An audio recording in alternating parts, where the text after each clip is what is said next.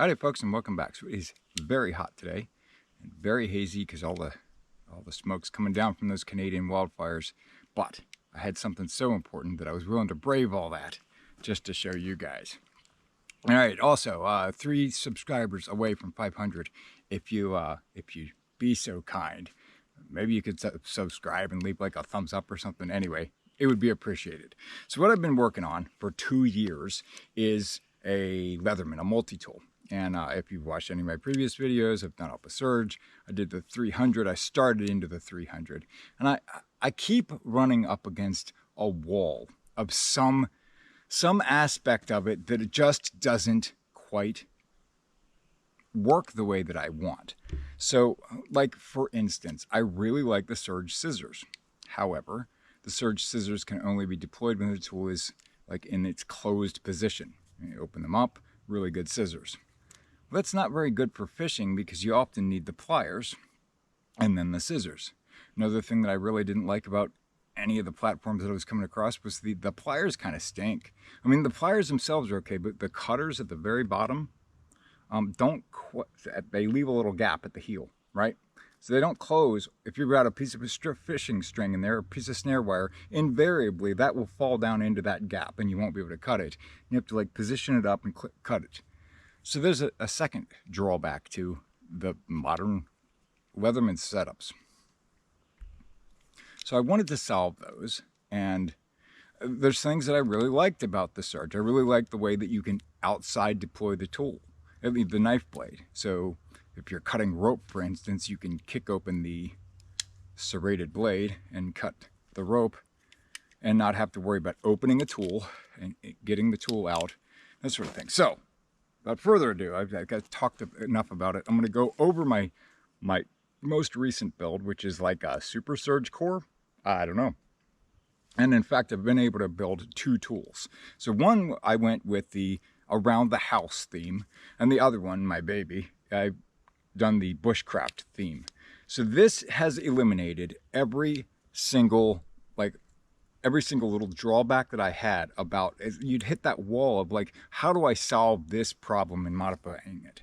So I've taken a surge frame right here, that's half of a surge frame and half of a Supertool frame, and I put them together. Now I put them on a core plier. Now people would say, well, why do you want the core plier? It's not as strong. I would say that it's as strong. It's also more needly, it's more pointy. The teeth up here are a little bit finer, if that makes any difference whatsoever. And the cutters are non-replaceable. Well, it doesn't seem like such a good deal, yeah, until it doesn't have that gap. You can even cut your fingernails with these cutters, but they're really good for fishing line and snare wire and that sort of thing. And I put the 2 heads up, brand new Supertool, brand new core as far as cutters went. And the core cutters were better in snare wire. They breezed right through it, where the replaceable cutters, I won't say they struggled. They got the job done, but they were definitely slower and less user-friendly than these. So core, I bought a used core. It was supposed to be rusty, and I was planning on using one of its scales, one of its frames, but it was missing parts, the saw was bent, it was a couple things against it. So I went with the setup that I did. Now, this is my old Surge that I built up, over the past 2 years, and we're going to go over the tool set there and why I kept what I kept, and then over the other side. So first off is the serrated blade.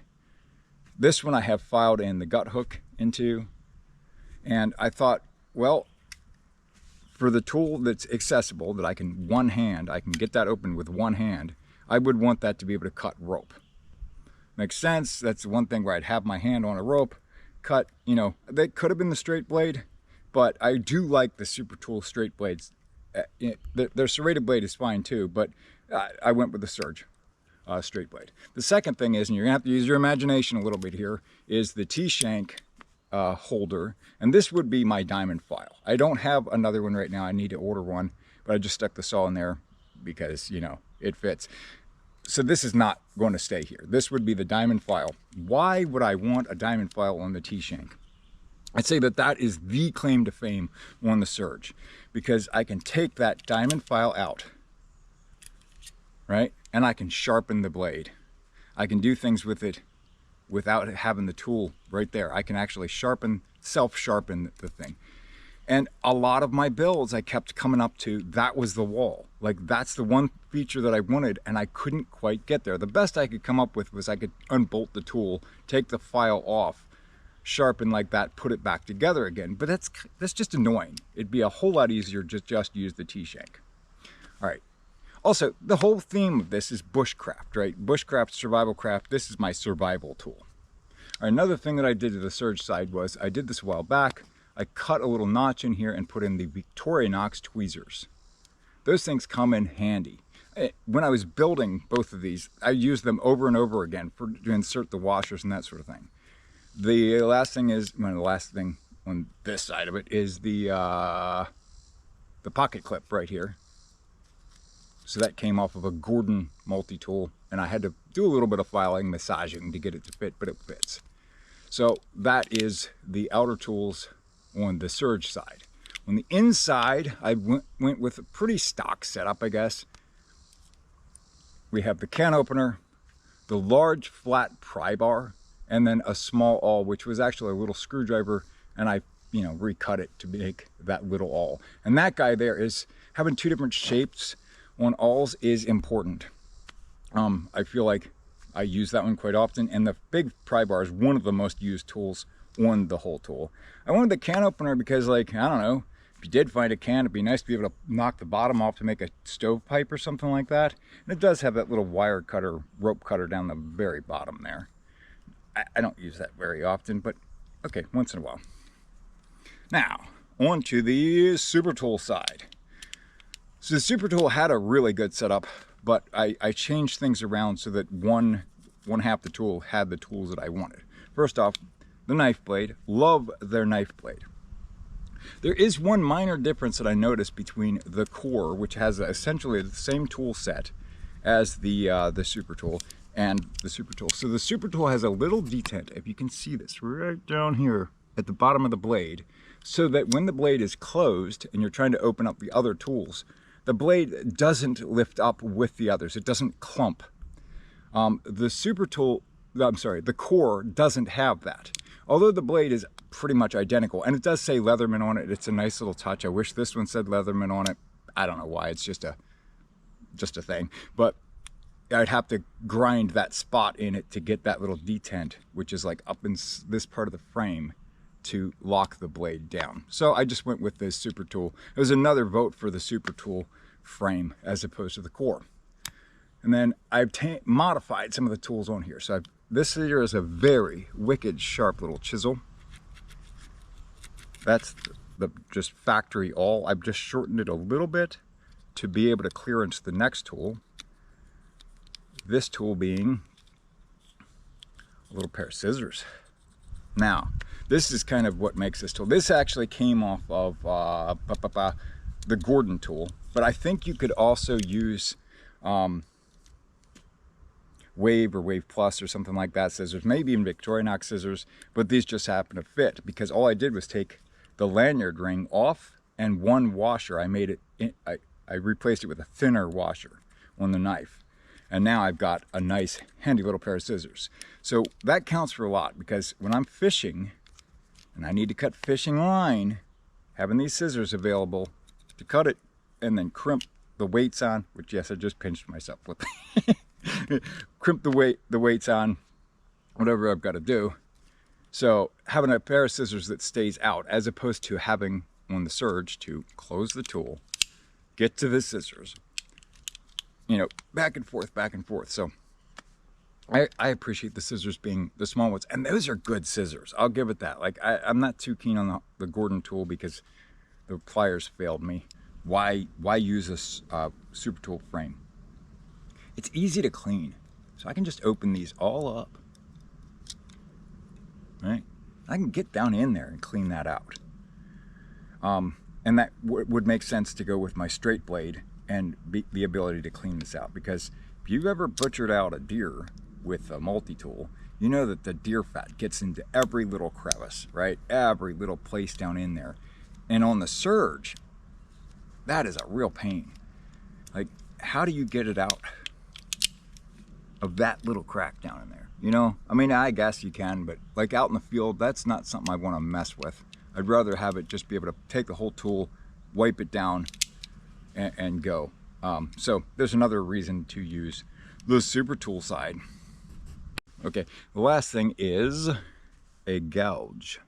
So I made that out of a large flat pry bar that came on the core and just filed it out.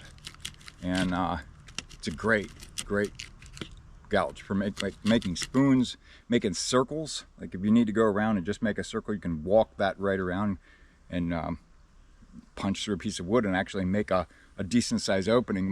My thought there is I built a cart out of wood, like a bushcraft cart, and that would have been great for making the axles. I don't remember what I used. I think I just auled it out and eventually got my knife in there and opened it up. But okay, and then the last tool there is the wonderful Supertool saw. This is about 1/2 inch longer than the Wave or the Surge T-shank saw. So, wonderful saw. I love it. So that is the bushcraft tool all completed, and I think I've done a pretty good job of explaining it. One other thing is I've slotted the bolt heads so that I can field tighten them. I can take the actual pocket clip off and use that to retension the tool in case something gets loose, or in case I'd really need to take something off of it for some reason. Maybe I needed to make a spear out of the knife blade, who knows. I could do that, and then I could put it back together again when I'm all done. So that is my bushcraft multi-tool, which I just fell off the log. And since I know you're dying to know what does the other build look like, this is the around the house build. So again, Supertool frame and Surge frame. This one, might have tightened it down a little bit. No, that's not too bad. My finger just popped off. So this is a Mora knife blade that I adapted to fit onto the Surge. It's a better steel than what comes on the Surge. They're great scissors. Love these scissors. On the main tool side, on the Supertool, we have the serrated blade and the file. The file's a decent one.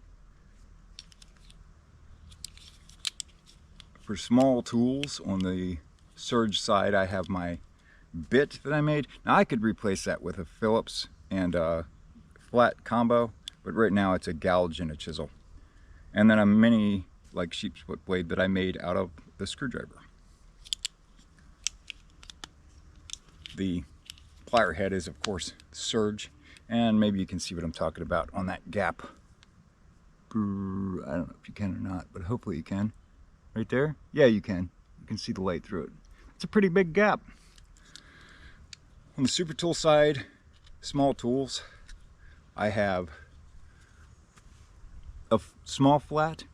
They're wonderful Phillips, and a larger flat.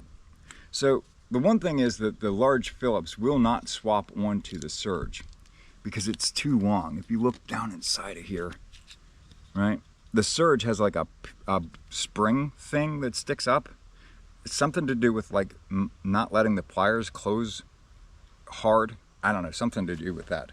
That's the best I could determine. You might be able to cut that spring thing out and get these to fit, but I wasn't daring enough to try it. Besides, this way worked better. So for around the house, these things are great because they cover most of my bases. You know, for doing this, that, and the other thing, working on the car or whatever, this is what I would carry. For going out in the forest and surviving, give me this one every day. It's got everything that I ever wanted on a multi-tool. So that's my 2 builds. Hope you enjoyed, and catch you next time.